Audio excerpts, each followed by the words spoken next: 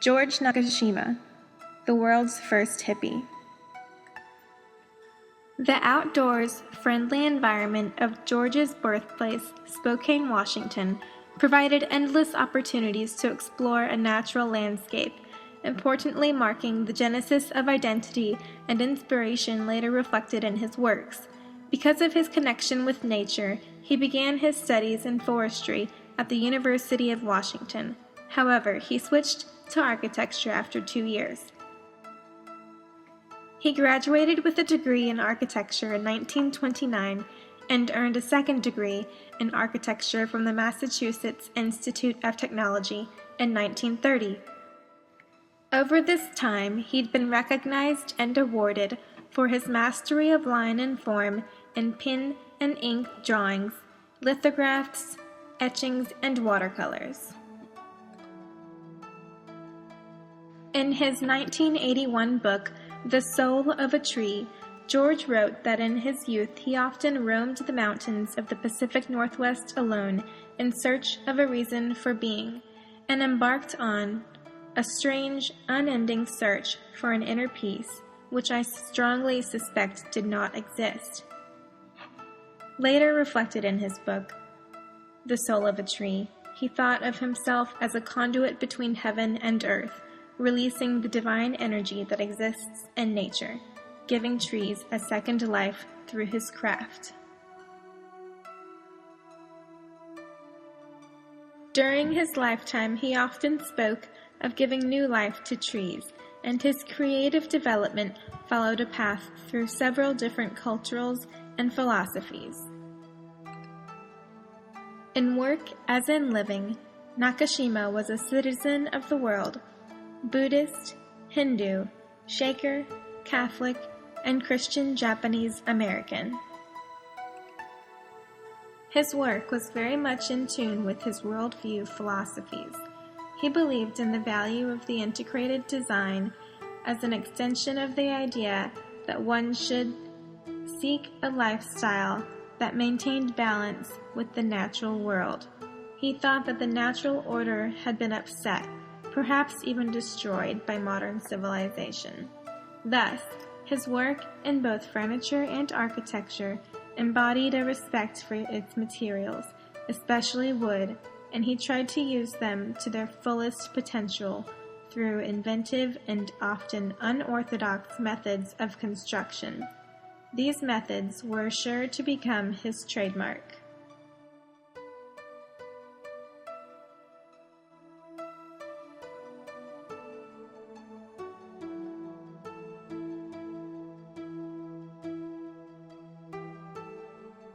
George preferred to work with walnut, ash, and cherry woods, and intentionally choosing woods that may have been considered flawed.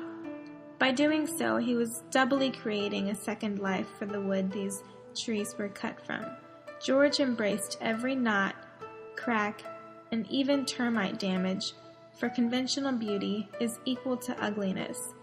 Oh, so perfect they were in all their imperfection.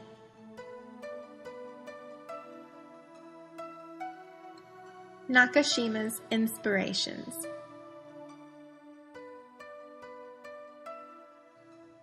Though he only lived in France for 1 year, there were 2 works of architecture he saw that had a profound influence on his life and work.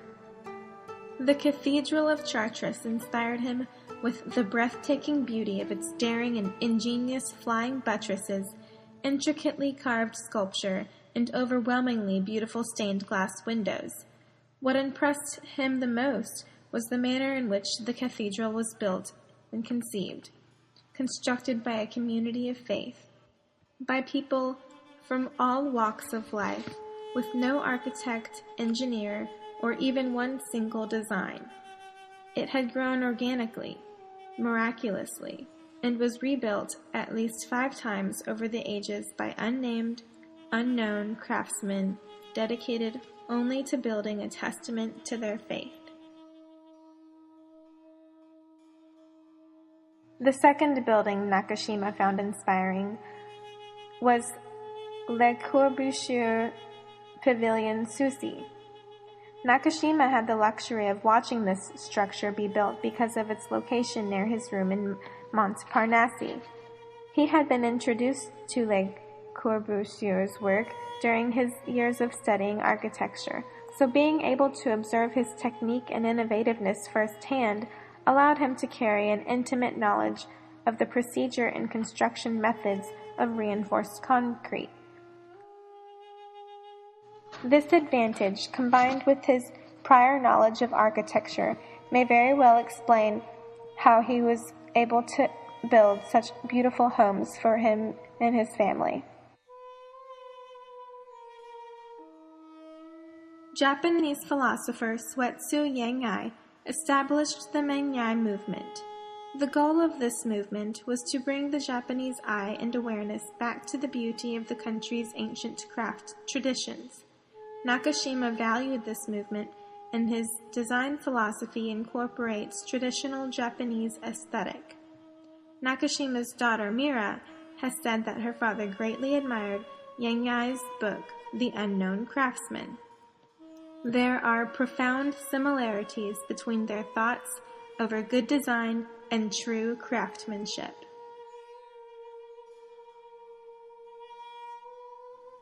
The revival of folk art tradition.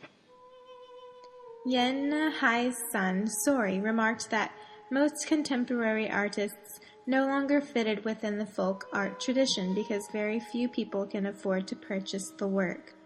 To George, a good design is a good design forever and should not be discarded because of a change in style or fashion.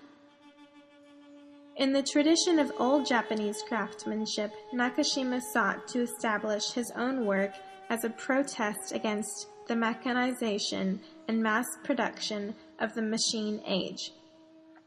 He sought to prove that an essentially handcrafted business could survive in the 20th century using machinery for rough work and hand tools for final fitting and finishing. In fact, his daughter Mira stated in an interview that the only reason they survived as a business was because they sold directly to the client, cutting out the middleman markup. George spent most of his time making furniture in New Hope, Pennsylvania. Natural beauty. The Zen Buddhist concept of beauty embraces both conventional beauty and ugliness to the point where there is no longer any difference between the two.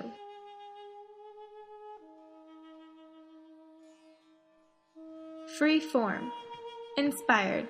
George adopted and personalized a unique philosophy from his guru, Sri Aurobindo.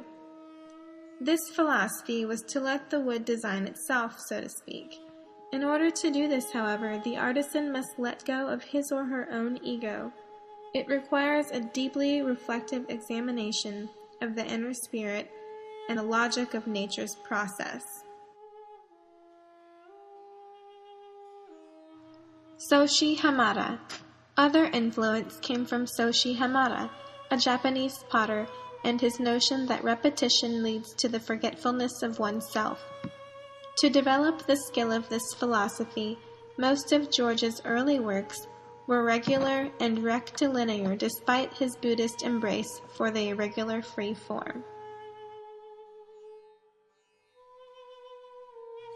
Frank Lloyd Wright. I won't bore you with too much on Frank Lloyd Wright, considering, according to his daughter Mira, George said on more than one occasion that he was grateful to Wright for showing him what not to do with his life. Despite this statement, Nakashima's views are not so far from Wright's. However, the major difference between Nakashima and Wright was that their ideas on the place of humanity in the universe, or the place of the artist in society. Wright believed that intelligence should dominate instinct, and this justified the overwhelmingly force of his ego. Nakashima, on the other hand, as we have come to learn, fought against egocentricity his entire life. And so, with that said, we will move on to the arts and crafts movement. Nakashima shared the convictions of the arts and crafts movement brought forth by John Ruskin and William Morris. He agreed that a return to hand craftsmanship was a necessary precondition for a social order in which workers would no longer be enslaved by machines. Honesty of expression, truth in materials, and good proportion result in a fine plainness. Here is an image of his workshop in New Hope, Pennsylvania, where he did most of his work.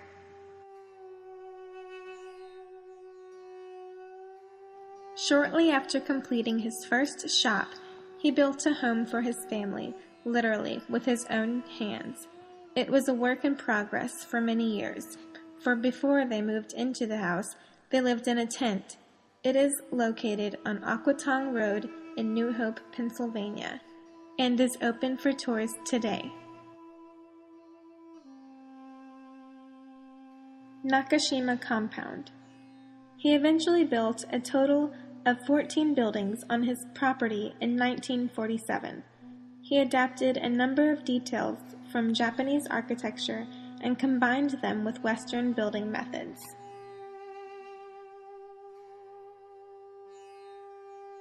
The Shaker Legacy.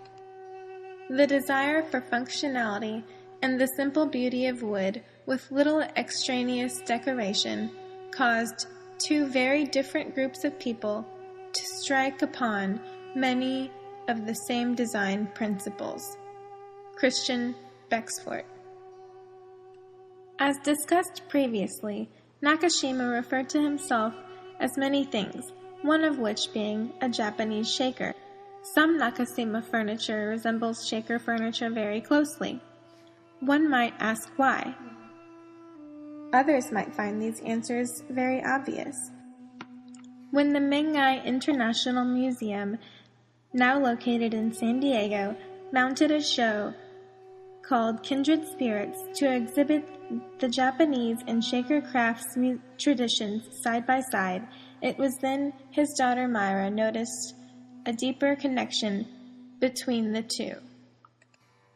To an extent, the resemblance stems simply from the fact that given certain materials and one intended purpose, there are only few good solutions using hand technology. Regardless, I find the resemblance noteworthy and have included several examples. The straight chair. George took a minimalistic approach in what later became known as the straight back chair. The relationship between shaker furniture and Nakashima's goes beyond superficial resemblance. For instance, here we have the Mira chair and the fan-back Windsor chair. I've included several Windsor chairs to represent the shaker resemblance. In addition to my research, I took the liberty of emailing one of my favorite furniture designers, Jason Phillips, whom, by the way, just received Best of 2012 for Interior Design magazine. I did this to learn more about George's legacy. Noticing similarities in their work, I asked Jason Phillips of Phillips Collection if at any point George had been an inspiration for his work. Phillips' response was more than enlightening. His response is as follows. George Nakashima has certainly made a profound impact on not only my work, but the entire furniture and design industry. Quite simply, he made organic wood sexy and desirable. Many of the works we design at Phillips Collection are directly influenced by his style. He was an aesthetic and a superb craftsman and had a vision of the legacy he would leave for his family. Jason Phillips, VP, Creative Director. Here are some of Jason Phillips' designs. Image left, cast from a real tree trunk, and is available in gold and silver, leaf bronze, walnut, and white. Collection includes tables and stools of all sizes. Jason Phillips also quoted, "While his style is traditional and fits the mid-century modernist movement, We tried to take the designs in a more contemporary, minimalistic approach. We love his work and regard him as a true visionary and pioneer of the live edge furniture movement. George Nakashima is most commonly known for his burl wood tables. This table is measured 84 inches long, 32 inches deep, and 80 inches in height. It is book-matched maple burl root with black walnut base, and is currently on exhibit at Wing Luke Museum of the Asian Pacific American Experience. George is more commonly known for the butterfly or bow tie inlay.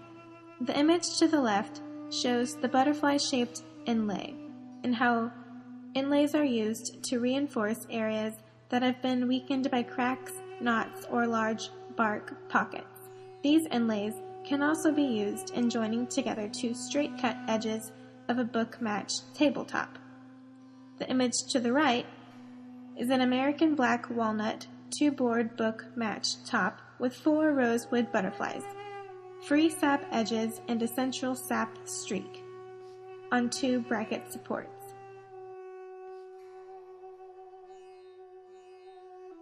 Nakashima's signature. Due to his ego-lacking philosophy, Nakashima despised the idea of signing his pieces. He only succumbed to this ritual in 1980 due to imitations and copycats. He then began making his mark with India ink or felt pens.